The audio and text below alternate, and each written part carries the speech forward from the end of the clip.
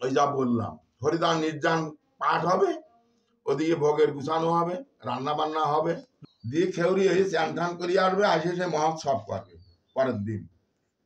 যেদিন খেউরি হবে 10 দিনের দিন অধিবাস করে থাকবে রাত্রি।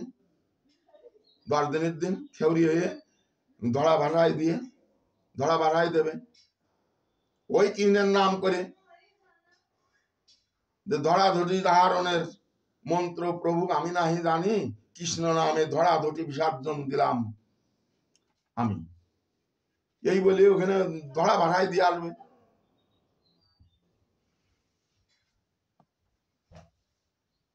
কৃষ্ণ নামে আমি ধরা ধটি ওই ভাড়ায় দিয়ে আসলাম, যা করুন ধরা ধটি সব ওই জলে দিয়ে আসলাম। নতুন কাপড় টাপড় পরলো, ওগুলো সব জলে দিয়ে দিল, হয়ে গেল। খেউরি হয়ে নেছে আগে, খেউরি হয়ে চান করে, খেউরি হয়ে চান করে আবার ওই ধরা ধটি ভাড়ায় খেউরি হয়ে একটা চান করতে হয়, চান করে আবার 2 বার চান করা লাগে। চান করে পরে আবার যাই ওই ধরা ছড়া নিয়ে চান করে আবার আসিয়ে কাপড় চোপড় পরে। বৈশ্য ক্ষত্র শূদ্র সকলের জন্য ওই 10 দিন, সে সিদ্ধান্তটা এখানে শাস্ত্রে দিয়ে দিয়েছে। আমি সে কাগজটা দেখাচ্ছি, আমি সে জার্নালটা দেখাচ্ছি। তা আপনার ওই সিদ্ধান্ত তো তাহলে মহোৎসব করতে হবে। তা আমি 11 দিনেই করতে বলছি, 11 দিনে বা 12 দিনে, তাই বলছি যে 10 দিনে শুদ্ধ।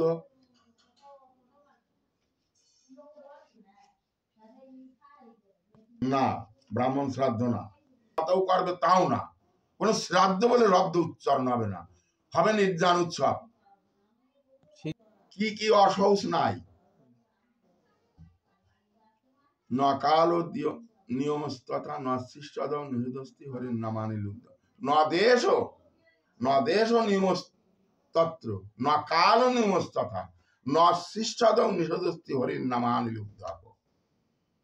বলছিলাম না একটু আগে যে আমি সেই সিদ্ধান্তটা আছে, আমি স্মরণ আনতে পারছি না, এই যে সিদ্ধান্তটা, ন দেশ ও নিয়মস্তত্র, দেশের নিয়ম নাই, দেশে যেসব নিয়ম পালন করছে শ্রাদ্ধ আদি, এই কেউ 42 দিনই, কেউ 43 দিনই, কেউ 45 দিনই, আমি বলি 100 দিনেও শ্রাদ্ধ হবে না, 100 দিন পরে করলেও 42 দিন কেন, অথচ সেই 11 দিনে করলে হবে।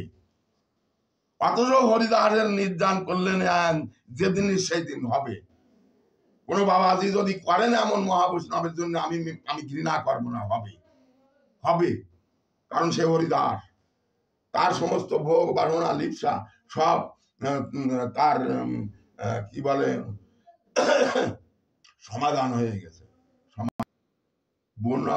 শ্রাদ্ধই তো অশুদ্ধ জিনিস, আর ওই দিন যদি মহোৎসব হয় সেই মহোৎসব খায় না বৈষ্ণবরা, আর আমার মতে তা খাওয়াও যায় না। তাহলে কি পরের দিন করা লাগবে? তা তো নিশ্চয়ই। কেন খাওয়া যায় না? কারণ শ্রাদ্ধের দ্রব্যের সঙ্গে যে আনিত দ্রব্য, শ্রাদ্ধ দ্রব্যই বলে পরিগণিত হয়। শ্রাদ্ধের দ্রব্যের সঙ্গে মহোৎসবের দ্রব্য ক্রয় করলে পরের দিন করা লাগবে। তার আত্মার নামে তো সে শ্রাদ্ধ করে, আমি কি তারে বলবো যে শ্রাদ্ধ করলে তোরে মারবো ধরবো? কিচ্ছু বলবো না, সে করে করুক গিয়ে যাই। কিন্তু শাস্ত্র নিয়ম মতে শ্রাদ্ধ করা লাগে না মহাবৈষ্ণবের জন্য।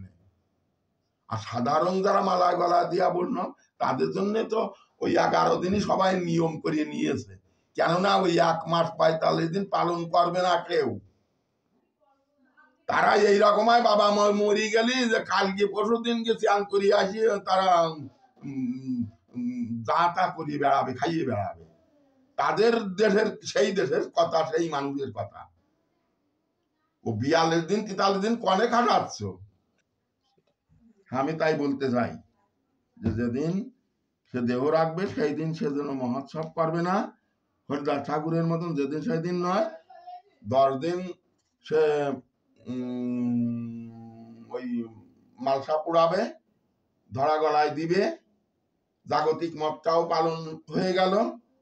আবার 10 দিনে সে খেউরি হবে, খেউরি হয়ে চান করবে, তারপরে আবার চান করে এসে আবার কি বলে ওই ধরা ছড়া নিয়ে চান না, ওই সেই চালের সঙ্গে ধরা ধরা সব জলের মধ্যে ভাসাই দিয়ে আসবে। কি বলে ভাসাবে? শুধু কৃষ্ণ নাম করে। আমি এই ধরাধরি ত্যাগ করবার, বিসর্জন করবার আমি মন্ত্র নাহি জানি, কৃষ্ণর নামে ধরাধরি বিসর্জন দিলাম প্রভু আমি।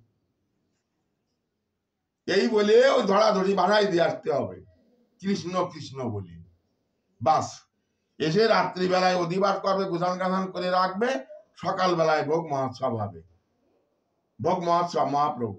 তাই হরিভক্তি বিলাসে বলেছেন, যে মৃত আত্মার উদ্দেশ্য করে কৃষ্ণ পূজা করা হয়, তাহাতে তার নরক হইতে উদ্ধার করিয়া পরম পদে অধিষ্ঠিত করা হয়। ঠিক এই কথা টুক লেখা আছে, আর এর বেশি কষ্ট লেখা নেই ওখানে।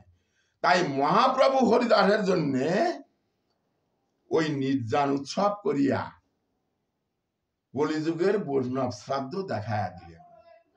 হয়ে গেল। এই কথাটুকির বাইরে যারা করে তারা বাহাদুরি দেখায়, হোম করে দেখায়। ওই হোম কুণ্ড করে, কেন হোম করার কথা আছে কলিযুগে?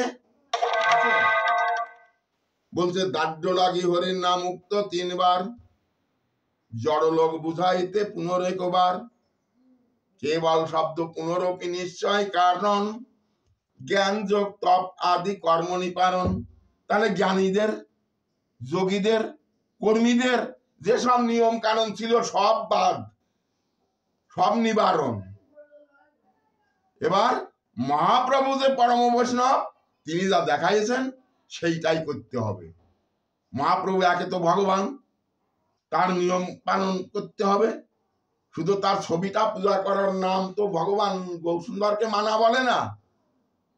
গৌসুন্দরই এসে এত নিয়ম কানুন করেছেন। আগেকার দিনের কথা বাদ দাও, সেই আগেকার দিনের নিয়ম আমরা মানবো না, কারণ সর্বশক্তি দিয়েছেন নামে। চৈতন্য চৈতামৃতে আছে না, সর্বশক্তি দিলাম নামে করিয়া বিবাহ। মহাপ্রভু বলেন নাই, আমার এই দুর্দৈব নামে জীবের না হয় অনুরাগ। কেন অনুরাগ নেই? এগুলো দেখতে হবে না? শাস্ত্রগুলো তন্ন তন্ন করে বুঝতে। এখন বলুন, আমরা নানান তাল করছে, কেউ দেখছি ওই শ্রাদ্ধ করছে, কেউ শ্রাদ্ধও করছে, আবার ভোগ মহোৎসবও করছে ওই একই ব্যক্তির দিয়ে। যে ব্যক্তি শ্রাদ্ধ করলো সে ব্যক্তি আবার মহোৎসব ওই দিনে কি করে করে? শ্রাদ্ধ তো অশুদ্ধ বস্তু, বললাম না, অশ্লীল দোষ, ও করাই যাবে না। তাই বৈষ্ণব শ্রাদ্ধ হোক আর ভৌতিক শ্রাদ্ধ, এই ব্রাহ্মণ শ্রাদ্ধ, শ্রাদ্ধ তো শ্রাদ্ধ। বলেছেন শ্রাদ্ধ সুরাপানাং শ্রাদ্ধ দ্রব্য, সুরা নির্মাল্য দেবতা ন ভক্ষে বৈষ্ণবজ্ঞানী প্রাণান্তে পদার্থ। সুরাপান দেবতার প্রসাদ, আর শ্রাদ্ধের দ্রব্য যদি দৈবেও হয় লভ্য, এই 3 কদাচিৎ করিতে ভক্ষণ প্রাণান্তে করিবে না বৈষ্ণব যে ভোজন। প্রাণে মরিয়ে গেলেও বিষ খাইয়ে মরবা, তাই এই খাইয়ে না জানো। তার যা খাওয়া যায় না সেই শ্রাদ্ধ অন্ন নিয়ে, সেই শ্রাদ্ধ করা টাকা নিয়ে ওই বৈষ্ণব ঠাকুর বাড়ি যাইয়ে খায়। সেই বৈষ্ণবের বাড়িকে আমরা বৈষ্ণব যাই খাতে পারবো? তাইতে আমি খাইনি। সেই ধরিয়ে, সেই ছোটবেলাতে যেদিন গুরুদেবের মুখে শুনেছি, সেই থেকে আমি আর কোনোদিন ব্রাহ্মণের বাড়ি খাইনি। কারণ জল মানে ব্রাহ্মণের অন্ন জল অপবিত্র, জানো তা? ওদের ভাত জল খাইলে হরিভক্তি নাশ হয়। কেন? ওরা শ্রাদ্ধ অন্ন খায়, ওরা শ্রাদ্ধের টাকা পয়সা রোজগার করে নেয়। আর ওই বৈষ্ণব শ্রাদ্ধ করে বলে তোমার বাবার নামে খাট দাও, পালঙ্গ দাও। ওরে বাবা, দেও আর না দাও, অন্তত কিছু কিছু জিনিস দাও, আর ওগুলো টাকা পয়সা ধরিয়ে দাও আমারে। এই সব লাভের জন্য শ্রাদ্ধ করে বৈষ্ণব শ্রাদ্ধ। আমি বুঝি না কিছু।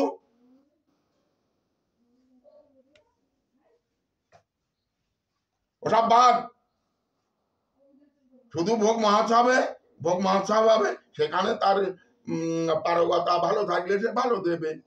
তো আমরা লিখি মাত্র একখান ধুতি, একখান শাড়ি, আর একটা লঙ্কা ওই আসন করে দেওয়ার জন্য 6.5 হাত, 7 হাত, একখান ধুতি আর 3 কান গামছা, একখান ভোগের উপরে ঢাকা দিয়া, একটা ঘরের উপরে দিয়া, আর একখান ওই বরণ কুলোর উপরে থাকে। এই 3 কান গামছা, এরপরে আর যে যা দিয়ে পারে, গুরুদেবের দক্ষিণা ওই যে 1000 2000 এই একটা নামের দল নেবে, তাই যা লাগুক লোকজন খাওয়াই দেবে। এই মহোৎসব হয়ে গেল খরচ। আর একটা বৈষ্ণব শ্রাদ্ধ করতে তন্নে তন্নে এত বিরক্ত করবে কেন মানুষের বৈষ্ণবরা?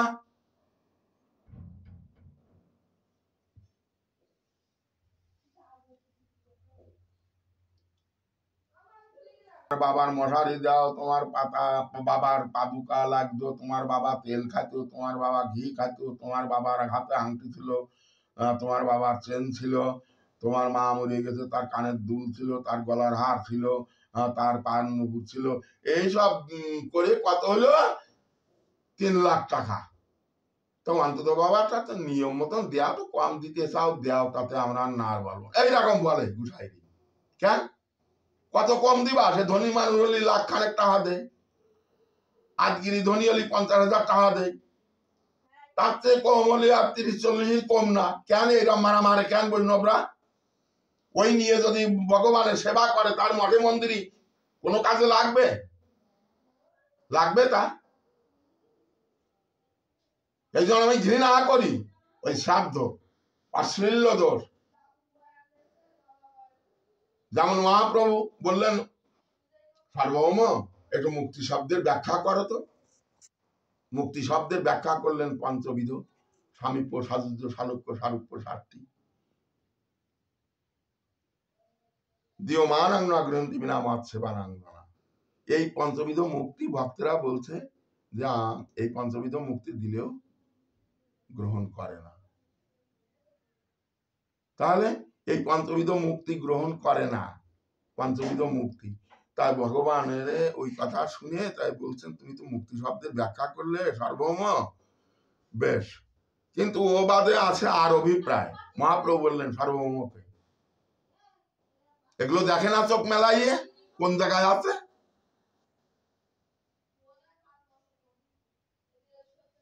না যদি দেখে তা আমার এখানে আসলে আমি দেখাই দিবা নে,